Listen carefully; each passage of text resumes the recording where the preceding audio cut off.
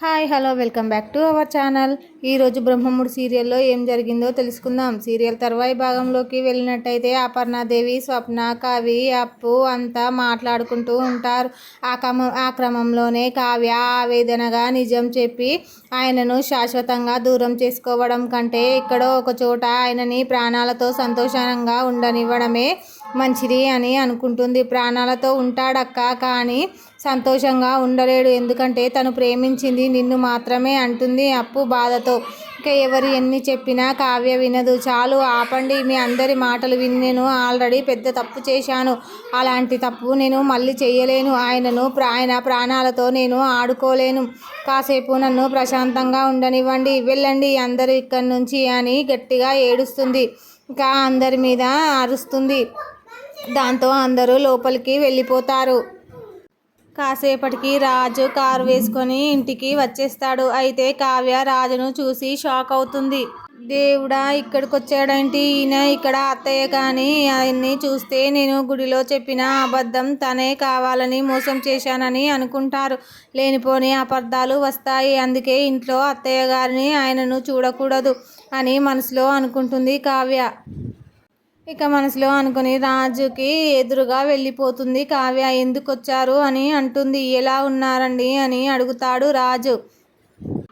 ఇక మిమ్మల్ని ఆసుపత్రిలో జాయిన్ చేశానని అనుకుంటారు. ఇక లేనిపోని అపార్థాలు వస్తాయి. అందుకే ఇంట్లో అత్తయ్య గారిని ఆయనను చూడకూడదు అని మనసులో అనుకుంటుంది కావ్య. ఇంకా రాజుకి ఎదురుగా వెళ్ళిపోతుంది. ఎందుకు వచ్చారు అని అడుగుతుంది. ఎలా ఉన్నారని అడుగుతాడు కావ్యను రాజు. ఇంకా అయితే నేను ఆసుపత్రిలో పడిపోతే చూడ్డానికి రాలేదు, కానీ ఫోన్ చేస్తే లిఫ్ట్ చేయడం లేదు. ఇప్పుడు ఇలా మాట్లాడుతున్నారేంటి రాజు అని అడిగితే కావ్య ఇంకా తిక్క సమాధానాలు చెప్తుంది. ఇక ఇంతలో రుద్రాని, రాహుల్ ఇద్దరు చాటుగా చూడటం వినటం స్టార్ట్ చేస్తారు.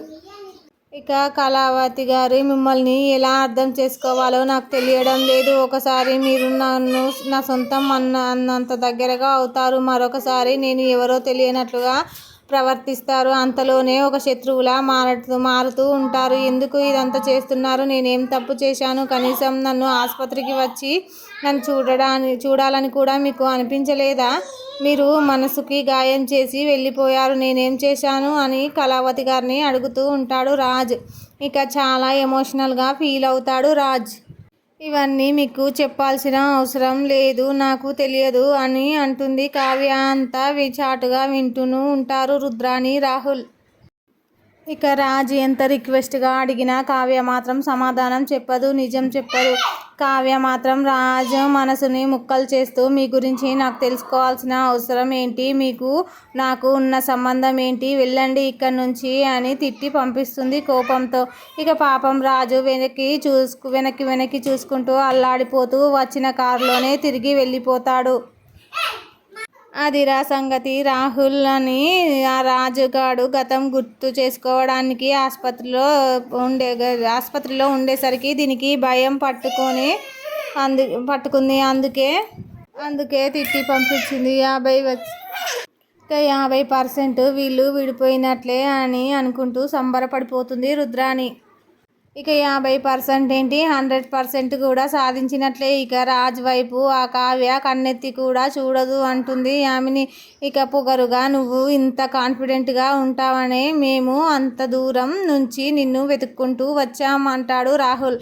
అవును, కావ్య ఎప్పుడు మొదట ఓడిపోతున్నట్టే శత్రువుని నమ్మిస్తుంది. చివరికి ఓటమినే మనకు పరిచయం చేసి గెలిచేస్తుంది. తనని అంతా తనకు నమ్మొద్దు, అంచనా వేయొద్దు. ఏ పని అయినా పూర్తిగా ఎలా చెయ్యాలో అని ఆచితూచి అడుగు వేయాలని చెప్తుంది రుద్రాని. ఇక మరి మిగిలిన 50% విడిపోవాలంటే ఏం చెయ్యాలి మమ్మీ అంటాడు రాహుల్. ఇక రుద్రాని, ఇంతకాలం నువ్వు మన వైపు నుంచి నరుక్కుంటూ వచ్చాం, కానీ ఇక నుంచి ఆ యామిని వైపు నుంచి నరుక్కుంటూ వద్దామంటుంది రుద్రాని. అయితే ఇంకా ఎందుకు ఆలస్యం, పద పోదామంటాడు రాహుల్. ఇంకా పదమంటూ తొందర పెడతారు. ఇంకా యామిని ముందు రుద్రాని, రాహుల్ ఉంటారు. ఇక ఇన్నేళ్లలో ఆ కావ్యను మేము ఆ కావ్యను మేము ఒక్కసారి కూడా గెలవలేకపోయాం, కానీ నువ్వు గ్రేట్, 50% విజయం సాధించినట్లే అనే అంటుంది రుద్రాణి యామినితో.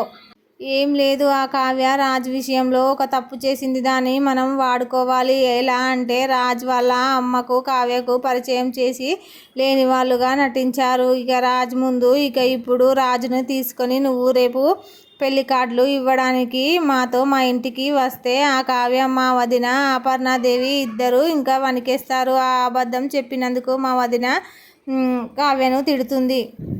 ఇక పెళ్లి కార్డులు ఇచ్చే వంకతో మా ఇంటికి వస్తే ఆ కావ్య, మా వదిన అపర్ణాదేవి ఇద్దరు ఒక ఇంట్లో దొరికేస్తారు. ఆ అబద్ధం చెప్పినందుకు, మా వదినను మోసం చేసినందుకు, కావ్యను రాజు ఊహించుకున్నందుకు ఇది చాలు మనకు వాళ్ళ నుంచి దూరం చేయడానికి అంటూ సలహా ఇస్తుంది రుద్రాణి. ఇక యామిని మస్తు సంబరపడిపోతూ ఉంటుంది. అయితే రేపే రాజుని తీసుకొని పెళ్లి పత్రికలో మీ ఇంటికి వస్తాను అంటుంది యామిని. ఇంకో ముఖ్యమైన విషయం, రేపు నువ్వు అక్కడికి వచ్చినప్పుడు కావ్య తన అత్తకు ఉన్న సంబంధం గురించి కానీ ఇంట్లో వాళ్లకు ఏంటో తెలిస్తే అంతా షాక్ అవుతుంది.